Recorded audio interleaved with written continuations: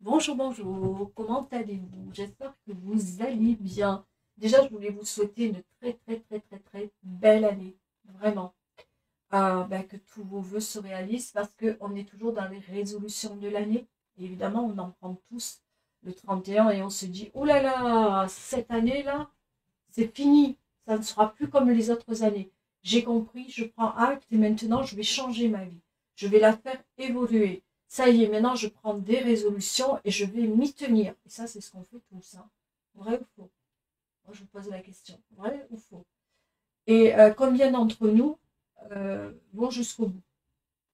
Alors, il y a véritablement, et je vais répéter, je le répète, mais je le dis parce que c'est quelque chose de vrai, euh, c'est quelque part, on se fixe. Certains vont se fixer un rêve, d'autres un but, en pensant que moi, par exemple, je dis toujours, mon rêve à moi, ça serait de faire ceci. Mon rêve à moi, ça serait de faire cela. Et j'ai mon fils qui m'a repris l'autre jour et qui m'a dit, maman, je ne suis pas d'accord avec ce que tu dis, ça ne va pas se réaliser. Si tu parles ainsi, ça ne se réalisera pas. Et je lui demande pourquoi. Il me dit, maman, fixe-toi des buts. Moi, maman, j'ai toujours fait ça, je me fixe des buts et je vais au bout. J'en fixe pas plusieurs, j'en fixe qu'un. Et c'est vrai. Et c'est vrai que il faut toujours se fixer un but. Moi, je vous l'ai dit, sur cette chaîne-là, j'aime beaucoup faire des conseils. Je fais aussi des coachings. Évidemment, c'est en particulier. Pourquoi? Et j'adore les phares. Moi, le phare, ça a toujours été pour moi une lumière dans la nuit. Quand un navire, un bateau peut échouer sur les rochers, eh bien, grâce au phare, eh bien, il connaît son chemin pour revenir au port aussi. Mais le phare est pour moi précieux. La clé, c'est vous qui la possédez, c'est vous qui l'avez. Pourquoi la clé? J'aime bien dans les conseils ou les coachings, la clé, c'est vous qui l'avez, mais parfois, par la fatigue, l'usure de la vie, euh, eh bien, votre clé, vous la laissez tomber à terre et vous n'arrivez plus. Vous l'avez peut-être à main, mais vous ne connaissez plus où vous habitez, où vous vivez, parce que vous êtes tellement pris par la vie, pris par les problèmes, qu'au final, vous baissez les bras. Le ciseau, c'est pour vous dire que il faut parfois couper quelque chose dans votre vie, dans votre histoire, couper une histoire d'amour, couper une amitié, couper un entourage. Et peut-être que cette année, c'est un peu ce que vous devez faire. Le stylo est très important dans la mesure où moi je l'ai pris, parce que le stylo, c'est de s'ouvrir, pourquoi pas, un journal de bord. Le journal de bord, il sert un petit peu à voir où vous en êtes aujourd'hui, jour après jour. Eh bien, ça peut aussi être quelque part, on se lâche de quelque chose. On parle comme si on parlait à un ami quand on fait un journal de bord. On se dit tout. On cache rien. Alors pour d'autres, ça va être compliqué, le journal de bord. Il y a des personnes qui préféreront parler à un ami, à une famille, un entourage. Et d'autres personnes sont complètement seules. C'est pour ça que le journal de bord, je ne le trouve pas trop mal.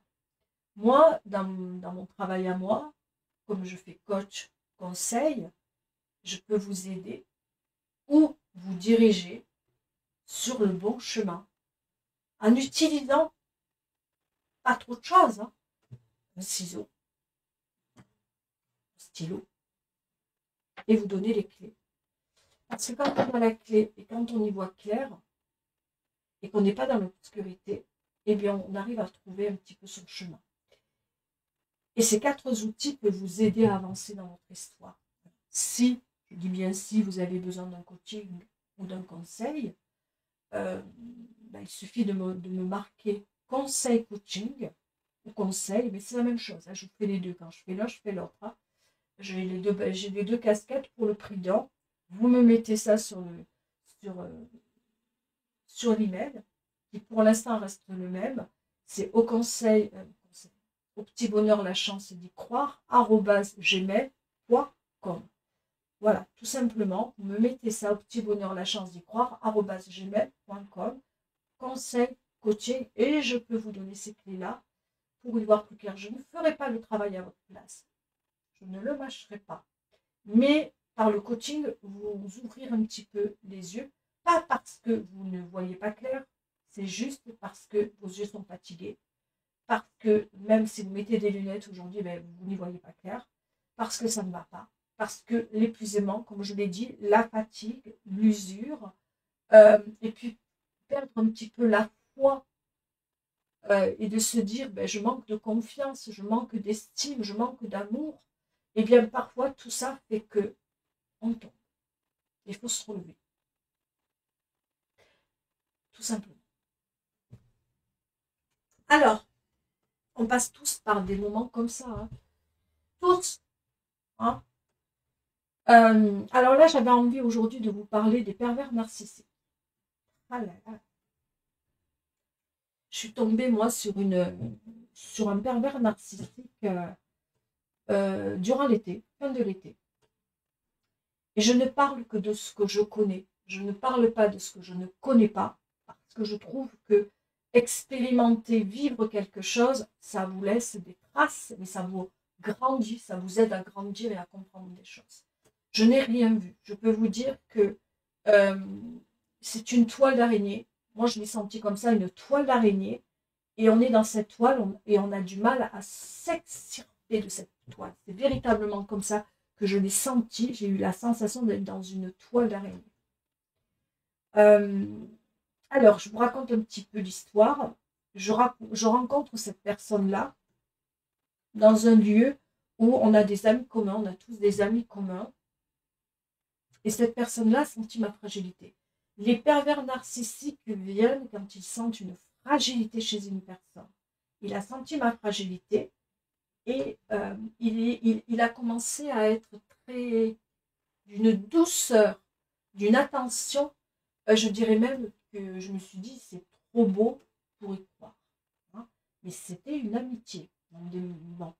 C'est quelqu'un qui a été présent dans ma vie durant tout le mois d'août. Comme je vous l'ai dit, il y a eu le feu chez ma mère, ça a été la panique générale. Je veux dire, cette personne était très présente. C'est quelqu'un qui a commencé à me dire tout gentiment, je te donne mon numéro, tu me rappelles si tu en as envie. Et moi, non, je ne l'ai pas rappelé pour la cause. Et on s'est revus. Et je lui ai donné à un moment donné, il m'a parlé de sa vie, je lui ai parlé un peu de la mienne. Vous savez, c'est fait tellement bien, tellement. On s'est dit, moi qui me méfie dans l'amitié, je suis quelqu'un de très méfiant dans l'amitié. Je ne donne pas mon amitié facilement parce que je doute, j'ai peur, je suis très. Voilà. Et, euh, et cette personne, elle est là dans ma vie, même quand je ne vais pas bien. Même quand je suis dans les doutes, elle ne me lâche pas. Donc on se dit quand même, il y a de bons fruits chez cette personne. Il y a de très très bons fruits. Moi je me suis dit, waouh. Et puis c'était quelqu'un qui a du charisme, parce que c'est des personnes qui ont du charisme. Hein, bon, voilà. Elle a quelque chose qui fait qu'on a envie de l'écouter, on a envie de l'entendre. C'est un très bon orateur, parce que c'est quelqu'un qui était avec moi dans un enseignement. Il m'a appris des choses, donc il était dans un enseignement avec moi. Donc je me suis dit, voilà, c'est un bon professeur, voilà, c'est un très bon enseignant. J'avais pas de doute sur lui. Et j'avais l'impression même d'être quelque part précieux. Je me suis dit, waouh, il fait attention à moi, voilà. On se sent quelque part, on se sent protégé. Et c'est vrai que je ne me suis pas rendu compte. À un moment donné, j'ai eu la sensation que il me donnait beaucoup. Ouais, il faut être très méfiant. Hein. Il ne me connaît pas, mais il me donne beaucoup. Et ça a été les premiers moments. On appelle ça la lune de miel hein, dans l'amitié, comme dans l'amour. Donc je me suis confiée à cette personne, premier élément. Deuxième élément, euh, il m'a raconté sa vie, lui aussi. Il m'appelle tous les soirs, mais tous les soirs, tous les soirs, tous les soirs. Il voulait m'avoir au téléphone. Et ça, c'était tous les soirs. Mais pas que m'avoir, il voulait aussi me voir. Il n'aime pas le téléphone, il aime aussi me voir dans la caméra. Et ça commence, la manipulation elle commence tout doucement, la manipulation. Elle est douce, mais elle est bien là. Et dis-moi, parle-moi de toi, qu'est-ce qui va pas. Et comme on a des amis communs, on est tous un groupe de personnes et il commence à me dire méfie-toi de cette personne, méfie-toi de cette personne, méfie-toi de cette personne. Mais ne lui parle pas, il vaut mieux pas. Quand tu as quelque chose, tu as un problème, viens à moi. Et puis moi, je suis là pour t'écouter, je suis véritablement là pour toi. Tu peux m'appeler n'importe quand. Et on voit que du feu. Je peux vous dire, j'ai eu du feu, hein, mais le feu, mais du feu, du grand feu. Et puis il a commencé à me dire, très malin, comme c'est un professeur, c'est quelqu'un qui, que je lui dis, je cherche mes mots pour vous dire, il a dans sa fonction, c'est quelqu'un qui vous forme et vous apprend beaucoup. Et en même temps, elle vous dit, cette personne-là, moi je sais que toi, tu as un potentiel énorme. Parce que c'est ce qu'elle vous dit. Elle vous met, vous voyez, tu as un potentiel. Et moi, je suis convaincue que dans peu de temps, toi aussi, tu pourras faire comme moi. Parce que tu as un potentiel et moi, je le vois. Mais par contre, tu n'en parles à personne. C'était lui le professeur, vous voyez. C'était lui qui enseigne, c'était lui qui a un charisme de fou, mais il a tellement ce charisme-là que hommes comme femmes se font avoir. Hein. Pas simplement les femmes, les hommes aussi. D'accord? Moi, je n'ai rien cherché chez cette personne. C'est lui qui est venu vers moi. Mon Dieu, il m'a donné son numéro, appelle-moi. Et chaque fois que je le voyais, mais pourquoi tu ne m'appelles pas? Moi, au début, je me suis dit, pourquoi il me parle comme ça? Et puis, un jour, je me dis, tiens, je vais l'appeler. Mais... Et puis, c'était vraiment la personne qui ne me lâchait plus, quoi. À un moment donné, j'en avais même marre parce qu'il m'appelait tous les jours.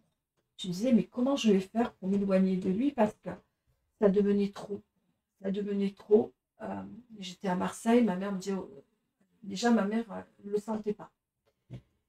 Elle me dit, mais tu ne trouves pas qu'il est en train de te prendre, de te manipuler, de te prendre beaucoup? J'ai mes mamans me donnent beaucoup de conseils, ils m'aident. Elle m'a dit, on n'est même plus à table, ils te gardent jusqu'à de 7h, c'était 19h à 22h, 22h30 des fois. Tu ne trouves pas que c'est trop tous les soirs comme ça? C'est un ami, en tant qu'ami, je ne sais pas, il ne voit pas que tu as une vie, tu as une vie, quoi. Et ça mettait en porte-à-faux donc mon conjoint, parce que je mettais de l'autre côté mon conjoint, mon histoire, ma mère parce qu'elle me voyait de moins en moins, et ma fille, parce qu'avec ma fille c'était le même truc.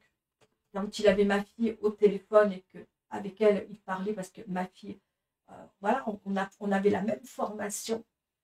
Il lui disait qu'elle avait des compétences, que c'est ci, que c'est là. Alors, si vous me parlez de sexualité, il n'y avait rien de sexuel chez lui. Lui, c'était une manipulation pour... alors,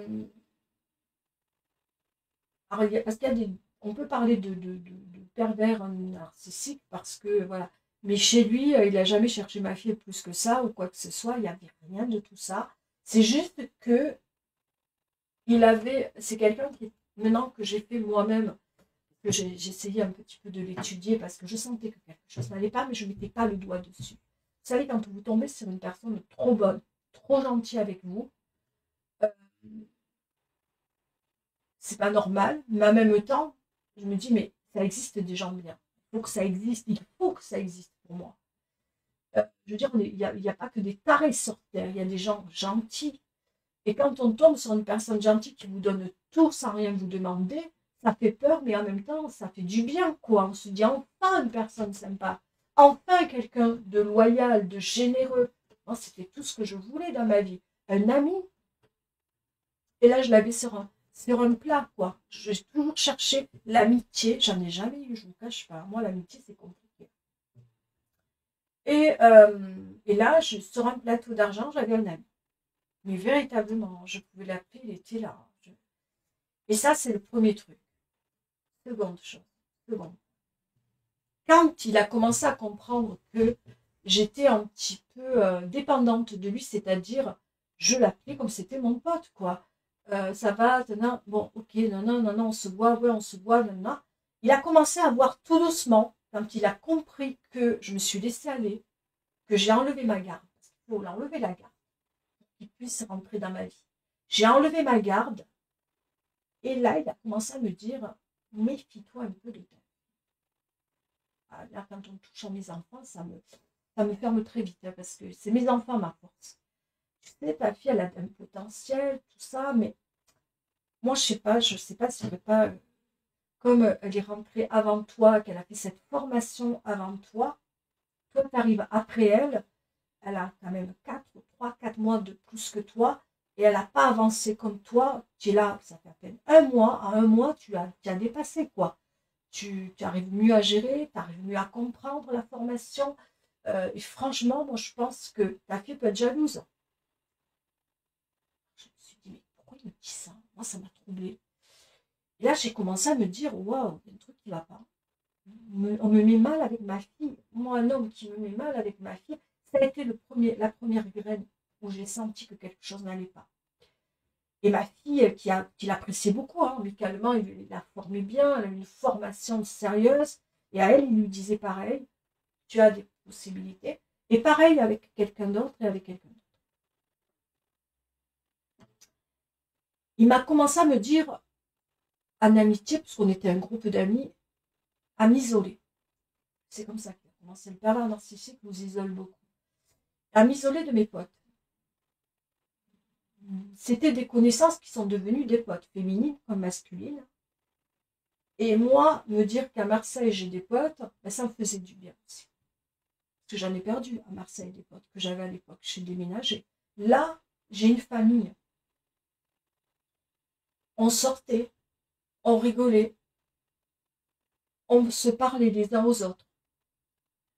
Et tous les mercredis, on avait un rendez-vous crucial. Mardi, mercredi, non, mercredi. On commençait. Et le dimanche.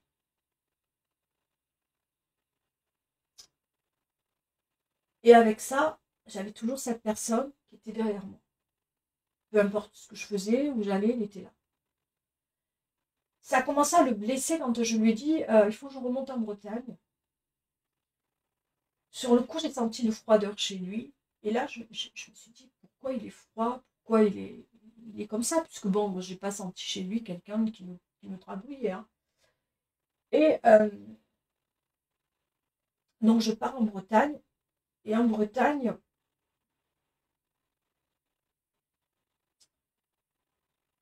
il y a quelque chose qui se passe qui est différent. Il se dispute devant moi, où il commence à m'isoler, mais vraiment avec des personnes. Il me dit à un moment donné, parce que je m'étais confiée sur ma vie affective, sur plein de points, de quitter l'homme avec qui je suis, de partir à Marseille, et qu'il ne me voyait plus vivre en Bretagne. Et que pour lui, la Bretagne, ça ne m'apportait pas, et qu'il fallait que je retourne à Marseille et que je serais bien plus heureuse. Donc déjà, vous voyez un petit peu, de quitter l'endroit que j'aime, qui est la Bretagne, parce que moi, la Bretagne, j'aime beaucoup, c'est un coup de cœur, on ne peut pas choisir les coups de cœur, et qui me dit que ma famille est à Marseille, donc je dois aller à Marseille, et que je dois quitter la personne avec qui je suis. Regardez bien, il m'isole. D'abord, il devient ami, après, il essaie de m'isoler, il me met ma fille contre moi, parce que c'est ça un pervers narcissique, hein, dans ses pleines fonctions, c'est comme ça qu'il fait. Hein. Je vous donne une histoire, et dans l'histoire, vous voyez un petit peu ce qui se passe. Hein. D'abord, il vous prend, il se prend d'affection avec vous, il vous donne tout. Ensuite, il vous isole. Et ensuite, il vous demande de tout quitter pour lui. Presque pas pour lui, mais de tout quitter parce que voilà. Et en fait, à un point où je savais plus où j'étais. Mon travail. Ce que je n'aime pas, c'est pas que je veux pas quitter ce que je suis en train de faire sur YouTube. Je veux que ça vienne de moi. Pas de lui. Quelque part, il fallait que je quitte, mais que ça vienne de lui. Et ça m'a mis mal parce qu'en fait, je devais vivre, tout quitter, vivre à Marseille, quitter mon job, quitter la personne avec qui j'étais, et qu'en plus de ça, une promesse de travail avec lui. Étant auto-entrepreneur, entre autres, il m'a dit, tiens, je vais te faire travailler dans ma boîte et tu travailleras avec moi. Ça, c'est gentil. J'ai dit, ok, il n'y a pas de problème. Mais tout ça, c'était le truc idyllique. Moi, ce qui m'a fait sortir de mes gonds, c'est qu'on avait, je vous l'ai dit, on était un groupe d'amis. Et un jour, je m'aperçois que dans le groupe d'amis, il humilie. C'est une humiliation qu'il a faite à une femme. C'était la deuxième fois qu'il l'avait fait devant mes yeux. Et c'était tellement bien fait qu'on ne s'aperçoit pas que c'est une humiliation. Et là, je commence à douter de cette personne et ça ne me va plus. Et je fous le bordel. Je dis à tout le monde qu'il m'appelle tous les jours, que ceci, que cela. J'en parle à ma fille, je dis, Fanny, j'ai des choses à te dire. Et ma fille qui est là, qui avait beaucoup d'affection pour lui, me dit, mais maman, c'est bizarre parce que tu es sûre? J'ai dit, mais écoute, ma fille, je suis ta mère, je ne te mentirai pas. Il m'a dit, ça, c'est de toi, qu'il fallait que je m'éloigne de toi. Tout dit. J'ai foutu, mais un bordel. Et je suis allée trouver la personne, j'allais dire le prénom. Et je lui ai dit, il faut que je t'appelle. J'ai dit, est-ce que je peux l'appeler? Lui ne voulait pas que je l'appelle, parce qu'il m'avait éloigné de cette fille. Et il fallait que j'ai son numéro. Comme je la voyais qu'une fois par semaine, mais elle ne venait plus non plus. Et j'ai réussi à avoir son numéro. J'ai dit, il faut que je t'appelle, comme je ne t'ai pas vu la semaine dernière. Voilà. Est-ce que c'est moi qui me fais des idées ou est-ce qu'il t'humilie? Et là, elle me dit, j'ai prié. Mais si tu savais comme j'ai prié pour que quelqu'un m'appelle. Si tu savais comme j'ai prié parce que j'en pouvais. J'ai dit, ok. Si c'est ça, on s'est tous réunis. On a tous parlé, on a vidé notre sac. Et je peux vous dire qu'il en tenait pas long. Par là, par long, pas large, comme vous voulez. Et je lui ai donné une seconde chance à cette personne. Pour vous dire, parce que je ne me rendais pas compte, mais j'étais dans la toile d'araignée. J'étais dans une toile, je ne me rendais pas compte. Et ma fille, à ce moment-là, elle qui était aveuglée, est partie, elle n'a plus voulu le revoir. Et moi, je lui ai dit, je te laisse une seconde chance. Pourquoi? Parce que je me suis dit, peut-être qu'il a fait ça inconsciemment. Peut-être qu'il a fait ça parce qu'il était sur les nerfs. Peut-être parce qu'il a fait ça parce qu'il a beaucoup de responsabilités. Peut-être qu'il a fait ça pour plein de choses. J'ai dit, ne le fais plus. Il m'a dit, il s'est excusé envers cette personne. Il a dit, je ne le referai plus. Je m'en excuse, je ne sais pas pourquoi j'ai fait ça. Et comme il avait aussi beaucoup aidé à elle dans le temps, bon, je me suis dit, peut-être que c'est un truc comme ça. Il a dit des mots qu'il ne fallait pas. Je ne sais pas. Et j'étais dans la toile. Je m'en rendais pas. C'est pour ça que je vous raconte cette histoire. Donc, comme j'étais dans la toile, j'y laisse cette chance. Mais je l'ai beaucoup attaqué quand on s'est tous disputés. C'est moi qui ai foutu le BORDEL, le bordel. Hein. J'ai mis tout le monde les uns contre les autres. J'ai mis tout le monde les uns contre les autres. Tout le monde était pour lui. Et moi, j'ai tout lâché. J'ai fait ça. Une bombe, j'ai mis la bombe. Mais vraiment, ça a pété de partout. On s'est tous disputés. Et il avait perdu crédibilité devant des autorités supérieures. Parce que ça a été loin, cette histoire. Il a fallu être, je ne vous cache pas, être renvoyé. Hein. Pas renvoyé, mais l'image qu'on avait sur lui était plus belle. Mais ce que je n'avais pas compris, c'est qu'il était dans la vengeance. Et oui, mon heure n'avait pas encore sonné. Donc, je m'excuse parce que, en même temps, je m'excuse vis-à-vis d'elle parce que je voulais absolument qu'elle se défende. Et ces choses qu'elle a faites. Donc, c'est pour ça qu'on a appelé d'autres autorités. Et je voulais qu'elle se défende. Moi, j'avais rien à lui reprocher. Il était adorable avec moi. C'était un amour. On ne peut pas être mal avec quelqu'un qui vous donne tout. Mais par contre, je ne supporte pas des personnes à qui on fait du mal. Mais lui, bon, je lui pardonne. Il s'excuse. Le problème est résolu. Je reste honnête avec la personne. Je lui dis que je retourne, mais elle me dit, tu fais une sacrée erreur. Et elle n'a pas eu le temps. Et à ce moment-là, je vois à ses yeux, à son regard, un changement. Parce qu'on ressent une personne quand elle... Vous savez, l'âme, les yeux, c'est l'âme. Enfin, moi, je dirais qu'un comportement, sa manière d'être, je sens un changement radical chez cette personne. je me dis, dans ma tête et dans mon cœur, je l'appelle Valentin, on est d'accord avec Valentine, Valentin, vous savez que je fonctionne comme ça, parce que si je dis son prénom, je me dis à ce moment-là que Valentin, je vais être son... Il va se venger. Je ne sais pas pourquoi, je le ressens, mais 1000 fois, que je suis certaine qu'il va se venger de moi. Je le sens, il est froid, distant. Il m'appelle plus tous les jours. Alors là, c'est le signe. J'ai dit ok. Il veut que dans les réunions qu'on a, lui et moi, avec les autres, qui est mon compagnon. Alors que mon compagnon n'avait rien à voir et que voilà, chacun vit sa vie quand même. On fait tous, on a tous notre liberté. Il veut qu'il soit là, il veut qu'il soit présent, il s'intéresse à lui, il discute avec lui, il se devient nos potes même. Hein. Et là, je trouve ça bizarre, j'ai dit, anguille sous la roche. Et peu de temps après, et heureusement que j'avais dit pas mal de choses, je m'étais confiée, il a commencé à me lancer des pics. Mais il prend donc, comme c'est quelqu'un qui, comme je vous l'ai dit, c'est un enseignant, donc il a notre groupe de personnes. Et moi, je suis au milieu de tout ça, vers ce groupe que je ne connais pas. Et je m'aperçois que je me prends des pics. Tu ne comprends pas, tu n'as pas le niveau, tu ne peux pas comprendre. Et tout ce dont j'avais le potentiel, j'étais quelqu'un de grand, commence à me dire, tu as un petit niveau, à l'école, tu n'as pas été loin. Vous imaginez ce qu'il a osé dire. Et puis, sur l'enseignement qu'il m'a formé, je savais des choses. Je lui dis, mais j'ai repris des choses. Je lui dis, mais attends, je suis désolée, ça c'est ça, ça c'est ça. Moi, je l'avais appris d'une autre manière aussi. Parce que j'avais aussi un enseignement là-dessus. C'est pour ça que j'ai voulu me former sur ce qu'il m'a appris. J'ai eu un enseignement aussi ailleurs. Donc, je ne fais pas n'importe quoi quand je... Et là, ça n'y a pas plus. On se disputait à chaque fois. On ne s'entendait plus. Et je m'aperçois que là, la manipulation est grande. J'appelle ma fille. J'ai dit, ma fille, elle me dit, écoute maman, je vais être honnête. Si tu ne réagis pas, c'est moi qui l'ai enlevé de ça parce que j'ai pas un pervers narcissique. Il exerce son autorité, il est en train de t'humilier, comme il a fait avec l'autre. Maintenant, c'est à toi qui s'en prend.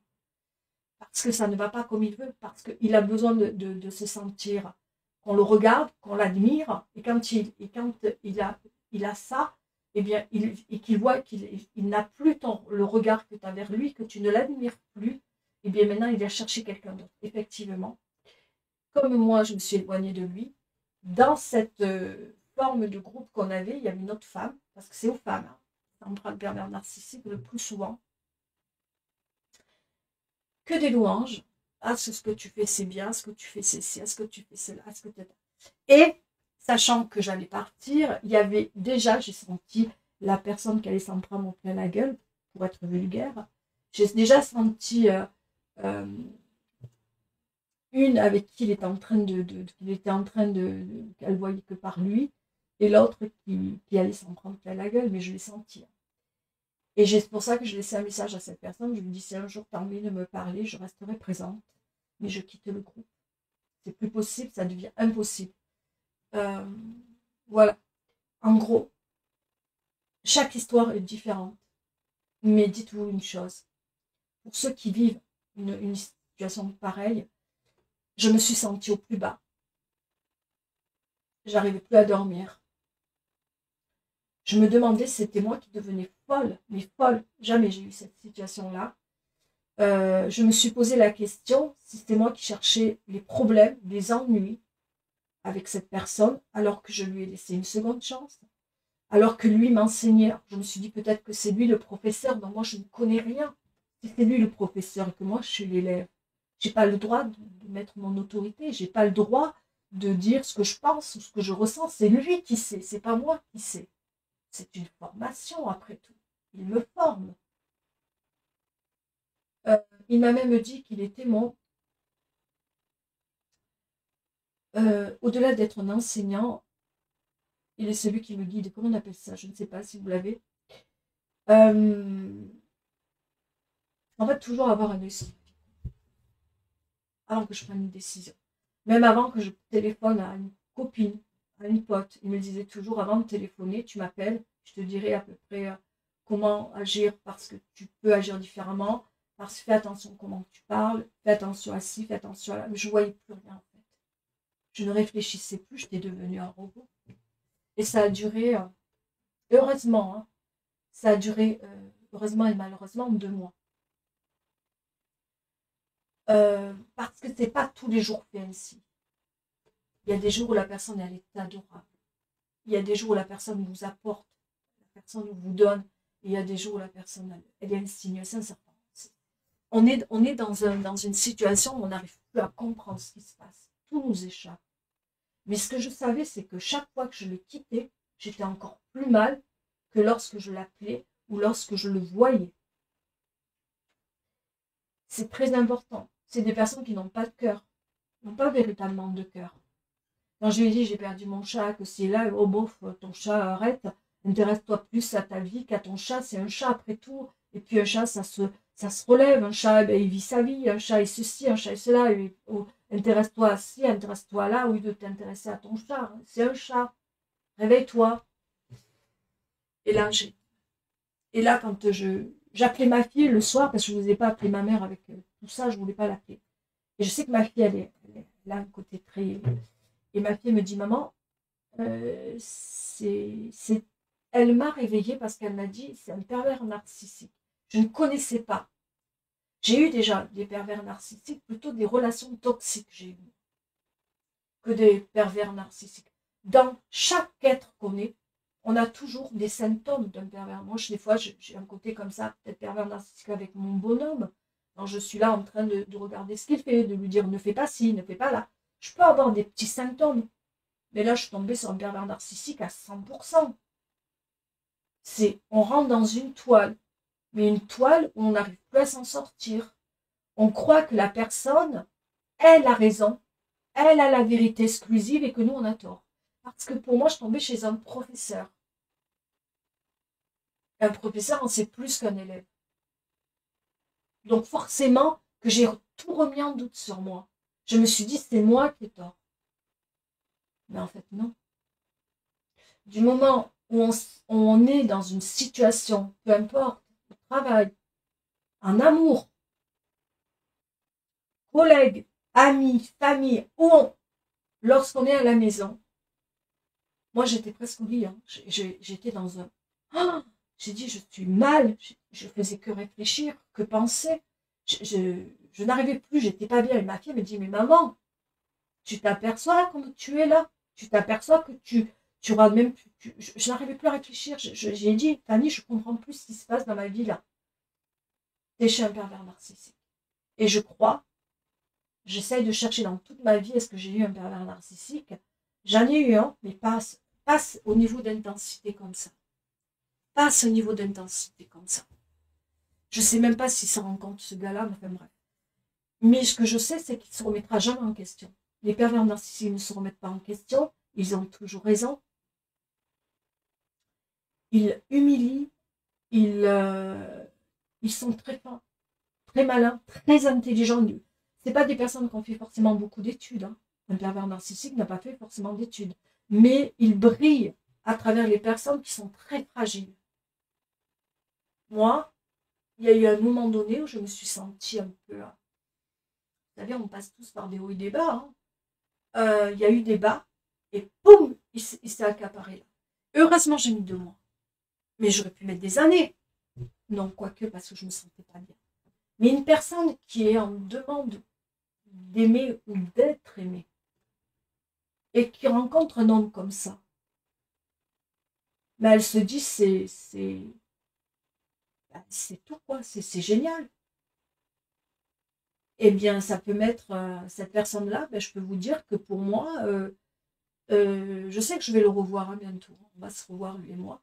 Mais ça ne sera plus de la même manière. Là, ça sera d'égal à égal. Il est averti de toute façon. Parce que maintenant que j'ai repris mon pouvoir, j'ai envoyé une personne à lui dire attention. Là, il a eu son heure de gloire. Et là, c'est pas mon ego que je mets en avant, mais je mets simplement mon cœur. Et là, on va se battre de cœur à cœur. Parce que lui, monsieur, ne sait pas ce que ça veut dire le cœur. Moi, si, mais je ne me laisserai plus faire. Il s'en est pris à ma fragilité, il s'en est pris à mes connaissances, il s'en est pris à tout ce que j'ai construit. Bien maintenant, attention, c'est quelqu'un de très destructeur, je reste méfiante. Ça ne veut pas dire que je ne lui parlerai pas, je suis quelqu'un de très poli, vous voyez, je vais, mais par contre, je garderai mes distances avec cette personne. Maintenant, j'ai mes armes, il a les siennes. On est à égalité. Je ne retomberai plus. C'est juste de faire attention si vous passez par là. Parce que je voulais la faire, cette vidéo. Beaucoup de personnes m'ont demandé, Litana, s'il te plaît, est-ce que tu peux me faire le conseil sur ça? C'était vraiment ça. Les pervers narcissiques.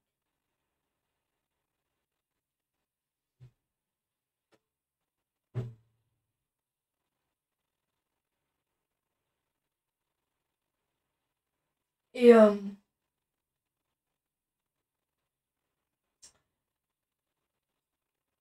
vraiment,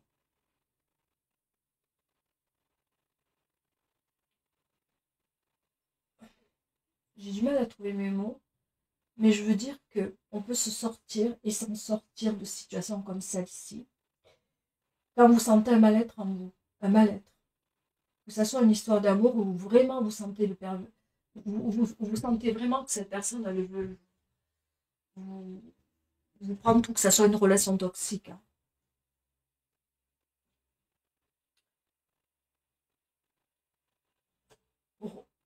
Pensez à vous.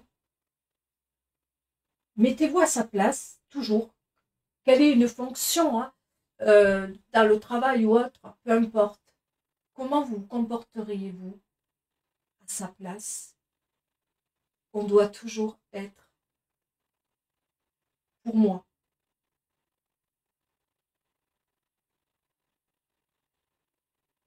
Avoir toujours, comment je pourrais vous dire, pour vous donner une clé. Ce que j'ai fait pour avoir la lumière,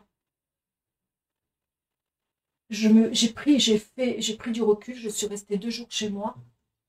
Je me suis posé beaucoup de questions.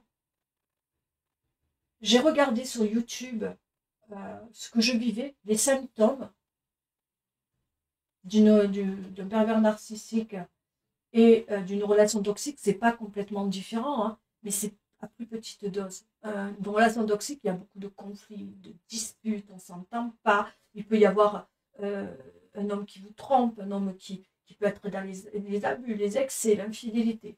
Relation très toxique. Ça n'empêche pas que ça peut être aussi un pervers narcissique qui est plus sournois que ça. Wow, il est sournois, un pervers narcissique. Oh, c'est lui, ni buvait, ni fumait, ni rien du tout. Hein. C'est rien de tout ça. Il m'a eu parce que c'est quelqu'un qui, quand vous le rencontrez, vous avez la sensation d'être face à une personne, mais je dirais presque qu'on l'admire, cette personne. On admire cette personne. Et les pervers narcissiques, on en voit beaucoup dans les hommes politiques. On en voit beaucoup dans des personnes qui ont le pouvoir. Faites attention, des personnes de pouvoir, des personnes qui... Moi, je vous dis juste ce que j'ai vécu. Prenez-le ou pas, c'est comme ça vous parle. Mais si ça vous éclaire sur une relation, une situation que vous vivez, soyez méfiants. Le seul moyen que j'ai fait, c'est de couper avec cette personne sans comprendre. Parce que quand j'ai commencé à sentir que je n'étais plus en équilibre dans ma vie, c'est-à-dire les 3 C, cœur, corps, cerveau, je vous l'ai dit toujours, mon corps n'était pas bien, j'étais au lit, alité parce que j'avais plus de force, mon cerveau était toujours en train de réfléchir et mon cœur avait mal. Cœur, corps, cerveau n'étaient plus alignés. Donc là, c'est le premier symptôme chez moi. Je me fuis toujours à mes 3 C. Là, j'ai commencé à dire je vais très mal. J'ai commencé à parler autour de moi. Il fallait que je parle, que je parle. J'ai été vers des personnes que j'ai confiance. Ma fille, ma mère, pas trop. Hein. J'ai dit comment tu le trouves, mais je ne suis pas rentrée dans les détails. Mon compagnon, le père de mes enfants, mon fils, j'avais besoin de force et ils m'ont remonté à la surface. quand ils m'ont vu dans cet état-là, je peux vous dire que beaucoup de personnes se sont mobilisées pour m'aider. Ça a été vu, on va te remonter à la surface. Il faut demander de l'aide si vous en avez pas. Il faut oser demander de l'aide. Mais ne pas rester, parce que sinon vous tombez, hein, je vous le dis, on va vers une dépression. Il faut... alors, moi, ce que j'ai utilisé, mes clés. Parce que quand j'ai commencé à y voir clair, vous savez, la première des choses que j'ai faites sans trop comprendre, pour moi, j'ai pris ces 3 jours qui ont été pour moi salutaires. Ensuite, j'ai parlé. Ça fait partie des clés. Hein. Les clés, c'est de parler, de prendre du recul, c'est très important. L'écrit, c'est de parler à des personnes ou alors d'ouvrir votre journal de bord. Hein. Ça, c'est véritablement... Dès qu'il y a communication, que ce soit des journaux de bord ou personnel, ou personne, ça, c'est le verbe. La clé, c'est qu'est-ce que vous avez dans votre situation à vous, quelles sont vos forces avec la clé. Ben, la clé, ça a été tout simplement de me dire, ok, j'ai parlé.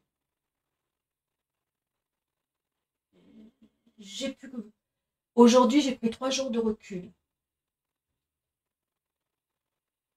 Qu'est-ce qui est encore salutaire pour moi? C'est l'action pour moi. C'est d'avancer dans ma vie, c'est de me relever, c'est de sortir du lit, c'est de faire attention à moi. J'ai commencé tout doucement à ne plus l'écouter. J'ai commencé à reprendre soin de moi, j'ai commencé à sortir, j'ai commencé à moins aller le voir, parce que je n'avais pas encore coupé ici. Et j'ai commencé à prier. Chacun voit midi à sa porte. Hein. C'est 0 francs, 0 centimes. Moi, j'ai été dans la prière et la lumière est venue. Hein. De toute façon, j'ai commencé à y voir plus clair. Mais c'était en même temps. J'ai eu l'impression que quand j'ai commencé à parler, à communiquer, c'est un petit peu comme si j'avais la clé qui se rapprochait. J'avais plus de pouvoir. C'est comme si la clé qui était à plat, je l'avais.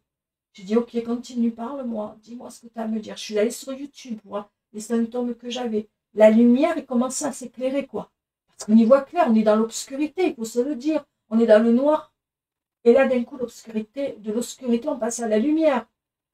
En parlant, en allant voir un petit peu les symptômes, en allant chez le médecin aussi, parce que j'ai pris un petit peu des vitamines, j'ai fait un petit truc parce qu'il fallait, j'étais fatiguée, j'étais épuisée, je ne dormais plus. Donc ça aussi, c'est important. Moi, je vous ai dit la prière, hein, voilà. Pour certains, oui, pour d'autres, non. J'avais pas encore coupé, hein, c'était le plus important, couper. Et là, je me suis dit, je suis dans une toile d'araignée. Hein. Et là, en parlant, en faisant ça, j'ai dit, ok. J'ai pris mon ciseau. Et là, j'ai décidé, j'ai coupé. C'est-à-dire, je n'ai plus voulu faire avec lui cette formation qu'on avait ensemble, ni le revoir. Je n'étais pas prête ni de le voir, ni de faire cette formation, ni de discuter avec lui, parce que c'est quelqu'un qui aime bien discuter, vous avoir au téléphone mais en visio, sur WhatsApp, en visio, tout ça, ça a été terminé. Donc j'ai fermé, j'ai dit au revoir à tout le passé que j'avais avec d'autres personnes que j'apprécie moyennement, parce que voilà, j'ai coupé un passé.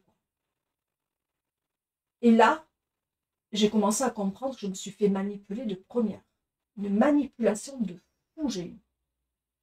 Et je prends quand même des nouvelles des autres personnes qui sont dans la formation. Comme c'est très fermé, j'ai une nouvelle il y a un gars qui est dedans et qui me donne des nouvelles. Et lui est très mal. Je lui ai dit, il faut que tu partes, il faut que tu puisses. Il est beaucoup en dualité pour l'instant, mais encore, il est encore dans la toile, il ne s'en rend pas compte, mais il est dans la toile. Je prie pour cette personne qu'il puisse s'en aller.